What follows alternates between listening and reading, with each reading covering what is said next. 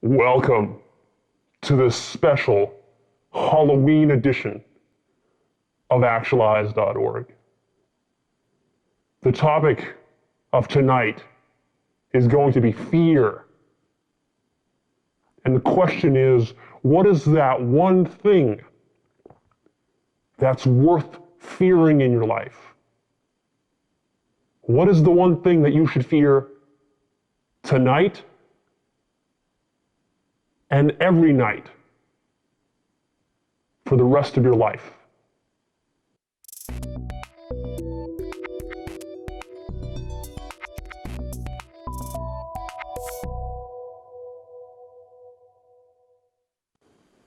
So what is the one thing that's worthwhile fearing in your life? The one thing that should be constantly on the top of your mind? Take a second. Take a good guess. Because here at actualize.org, one of the things we preach is lack of fear and getting rid of our fears in the name of emotional self-mastery. But what's perhaps one fear that's a good and healthy fear for you to have, for you to remind yourself of every once in a while, so you don't get complacent? Any guesses? The biggest thing you should fear in your life is that you waste your life. This precious thing that you've got, this one chance, this one instance, this one shot that you get. Just one. You only get one. I look around and throughout my whole life, perhaps what's made me a little bit different than others, I consider myself to be average, fairly ordinary. I don't think of myself as too exceptional. But perhaps in this one thing, I am exceptional. And that's that I recognize that I've only got one life. And that means something special to me. And that means that I need to make something special out of it. And that from that one realization, everything else in my life gets reverse engineered around, designed downwards from that point all the way down, from my death all the way down to today. My buddy Robert and I, we used to joke. We would go out a lot to the clubs here in Vegas.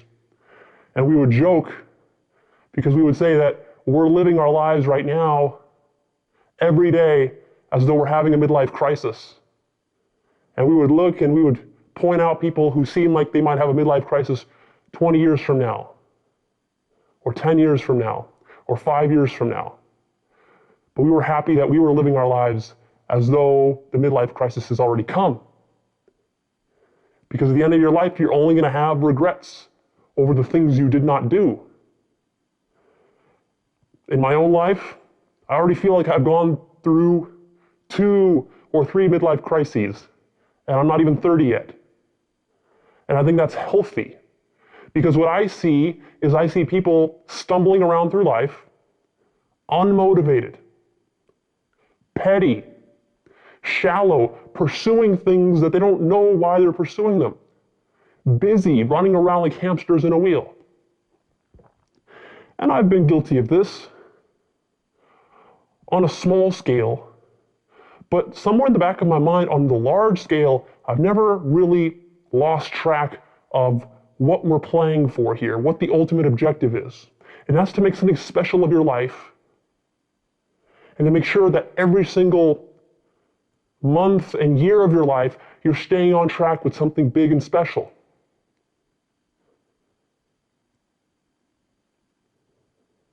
Is what you want to live a nice, happy life with a simple family and a 9-to-5 job and then a retirement That is what you're going to do with your one life? That's it? That's what you're going to do? You're going to punch the clock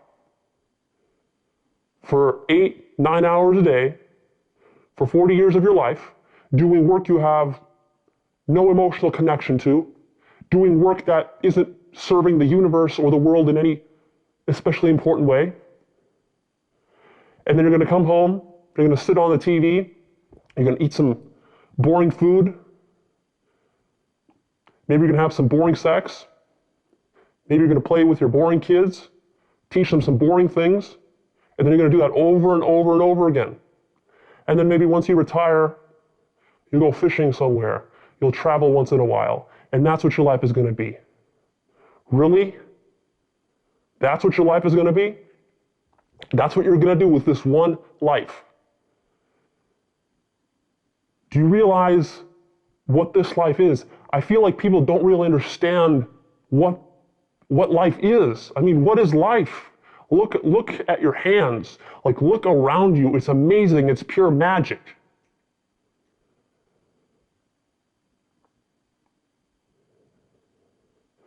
$12 or 14 billion years ago, there was supposedly a Big Bang.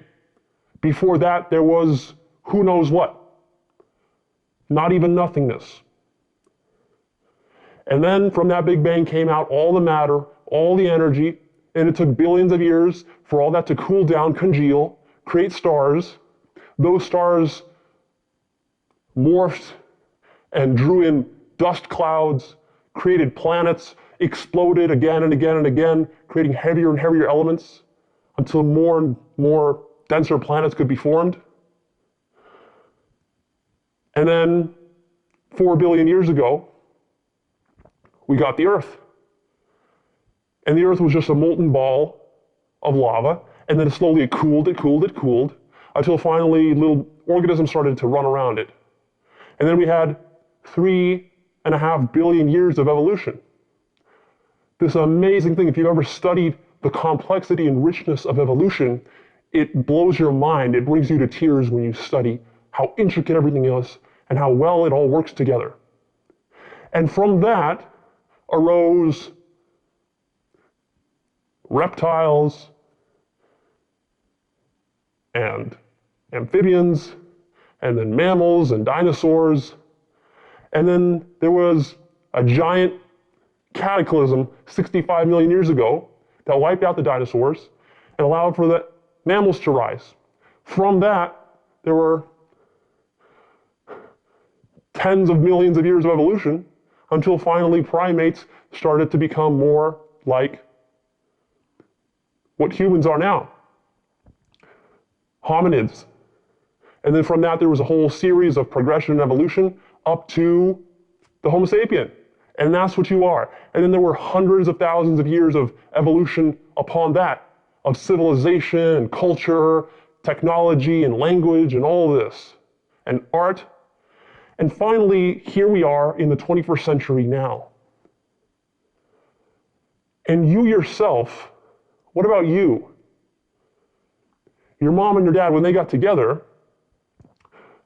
the average woman, she has about 150, 200 eggs in her whole life. When your dad had sex with your mom and conceived you, that was 150 million sperm. 150 million sperm plus 150 eggs. What are the odds that it was you that materialized from that? Well, you beat those odds. Not only did you beat those odds, but then you were gestating for 9 months in your mom's stomach, going through 9 months of pregnancy, which not everyone goes through successfully. Many pregnancies don't go through successfully. So you made it through 9 months of pregnancy, and then you were born, and you probably came out relatively healthy, undeformed. You have all your limbs intact, you have your eyesight intact, you have your hearing intact, and everything else about you relatively intact. Not only that, but do you realize what you are? You're not a one thing, you're really an amalgamation an amalgamation, a giant country, as it were, of 40 trillion cells. That's what scientists estimate. 40 trillion cells comprise the human body, roughly speaking. Every single day, you generate 200 billion new blood cells to replace the ones that die and deteriorate with age. And look, we're in the 21st century. So many advances. You live in a good country. You live in a good economy. There's no caste system anymore. There's no slavery anymore. There's no serious wars right now. We have relative political stability. We have laws. We have amazing technology. We have the internet. Basically, right now is the most freest, most amazing time to have been a human being ever in the history of the universe. That's where we're living right now. That's where you're living right now. And beyond that, just what is this reality that we inhabit? It's like pure magic. It really is. And yet, what do you do with it? You shit all over it. You take this magical thing, and what have you done with it? You've made yourself bored and miserable and depressed and whining and complaining and bitching and moaning and acting the victim and being unmotivated and being petty, worrying about stupid things, holding negative judgments and opinions of others, taking all of this for granted, complaining about the bad economy, complaining about the bad political system, complaining about the direction of your country, complaining about all this stuff, when you should be on your knees thanking whatever gods you believe in that this stuff exists. It's pure magic. And the worst thing you do, the worst way in which you shit on this, you literally wipe your ass on the face of the earth. You wipe your ass on it by keeping yourself busy with stupid shit. So busy. Oh, but Leo, my life is so full, my life is so important. I've got the kids, and I've got this, and I've got that, and I've got 2 jobs, and I'm holding down this, and I've got all these hobbies, and I've got all these obligations. Bullshit. You're living a petty fucking life. Your life is petty. It's petty. It's concerned about petty, stupid little things. And the more busy you are, the more petty your life is.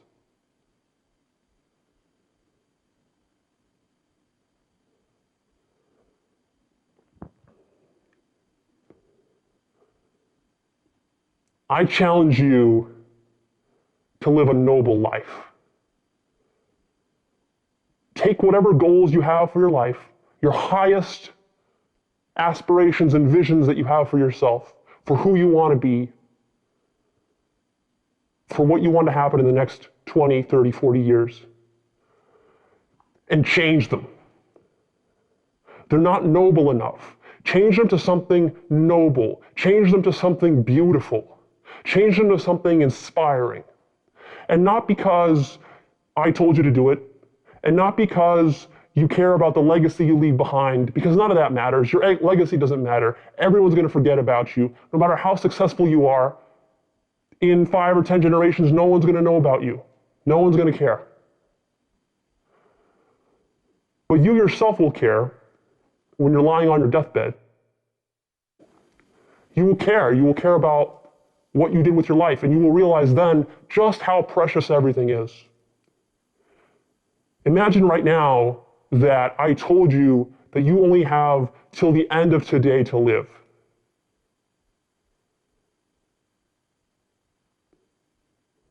Take that in, soak that in. Just imagine that that was the case right now. How would you feel? How precious would suddenly everything become? Would you still be busy with all that important stuff?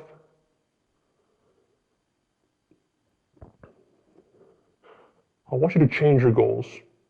I want you to take whatever goals you have now, make them less about you, make them more about the beauty of life. What's your work doing that's doing something beautiful to advance the universe that you're living in? What is that? Are you proud of that? Are you proud of the work you're doing? Are you proud of your creative output? If not, set some noble goals right now about that. And then whatever goal you set, write it down and then multiply it by 10. So if you decide that you want to go teach 50 people, instead go teach 500 people. And if you decide that you want to create a green energy company, go make it 5 times bigger, 10 times bigger than you planned. Or go have it help the environment or society or the world in a 10 times more powerful way, in a 10 times more beautiful, more noble way. And see how that makes you feel when you start to think along those lines. Because you know what? You've got a very, very tiny little bit of time left. Very tiny. Very, very tiny. Such a tiny bit of time left. And then when that time comes, you